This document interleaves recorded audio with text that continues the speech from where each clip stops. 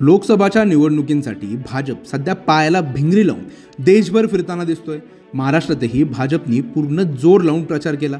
त्यासोबतच संपूर्ण देशामध्ये अमित शहा असतील, मोदी असतील किंवा भाजपचे अनेक मोठे नेते असतील, सर्वच जण पायाला भिंगरी लावून आपापल्या पक्षासाठी, आपापल्या उमेदवारासाठी प्रचार करताना दिसत आहेत। पण या सर्व रणधुमाळीमध्येच कुठेतरी भाजपला आपल्या गडकिल्ल्यात म्हणजेच हरियाणा या राज्यात कुठेतरी धक्का बसतोय की काय अशी परिस्थिती निर्माण झाली आहे। याचं कारण म्हणजे हरियाणातील बादशाह विधानसभा मतदारसंघातील अपक्ष आमदार राकेश दौलताबाद यांचे शनिवारी रात्री हृदयविकाराच्या झटक्याने निधन झाले। दौलताबाद यांच्या निधनामुळे भाजपलाही मोठा धक्का बसला आहे, कारण की अपक्ष आमदाराच्या मृत्यूनंतर बहुमताचा आकडा गाठणे हे अल्पमतात चाललेल्या नायब सिंग सैनी सरकारसाठी मोठे आव्हान बनले आहे। दुसरीकडे काँग्रेसच्या आमदारांनी राज्यपालांना पत्र लिहून बहुमताशिवाय भाजप सरकार बरखास्त करण्याची मागणी केली होती, मात्र राज्यपालाकडून अद्याप कोणतीही प्रतिक्रिया यावरती देण्यात आलेली नाही।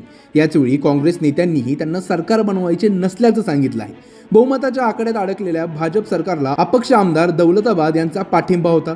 दौलताबाद यांच्या निधनामुळे विधानसभेच्या 90 जागांपैकी सदस्यांची संख्या आता 87 वरती आली आहे। यानुसार बहुमताचा आकडा 44 असेल।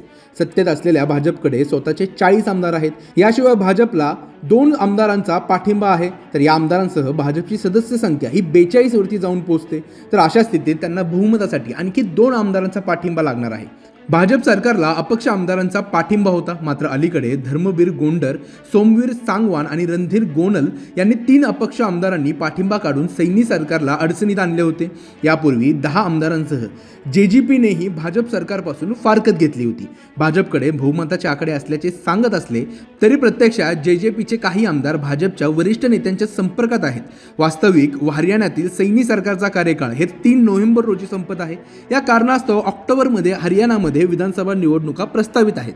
सध्या काँग्रेस लोकसभा निवडणुकीत व्यस्त असल्याने त्यांच्या नेत्यांनी सांगितले आहे, त्यामुळे या विषयावरती फारशी चर्चा झालेली नाही। 1-2 दिवसात सर्व नेते हरियाणातील परिस्थितीवरती चर्चा करून हे विचार करतील असं काँग्रेसकडून सांगण्यात येते। पण एक मात्र नक्की, हरियाणामधील भाजपचे आत्ता तरी सरकार अल्पमतात असल्यामुळे कुठेतरी हरियाणाच्या मुख्यमंत्र्यांची धाकधूक ही जरूर वाढलेली दिसते। याबाबत तुम्हाला काय वाटतं, आम्हाला कमेंट करून जरूर कळवा। महाराष्ट्रातील सर्व बातम्यांचे विश्वासार्ह व्यासपीठ,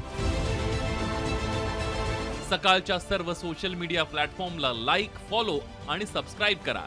तसंच सर्व नोटिफिकेशनसाठी बेल आयकॉन प्रेस करायला विसरू नका।